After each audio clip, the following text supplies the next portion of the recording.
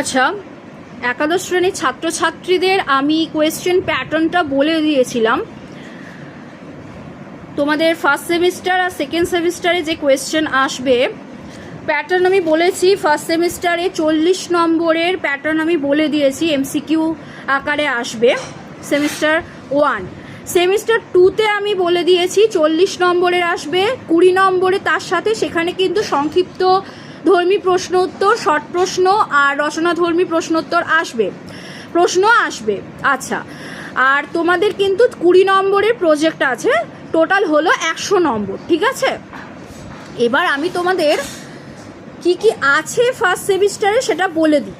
দেখো, তোমাদের গল্প আছে বিভূতিভূষণ বন্দ্যোপাধ্যায়ের পুঁই মাছা গল্প কিন্তু আমি তোমাদের পড়িয়েছি। তোমরা কিন্তু ক্লাসটা অবশ্যই সার্চ করবে, সার্চ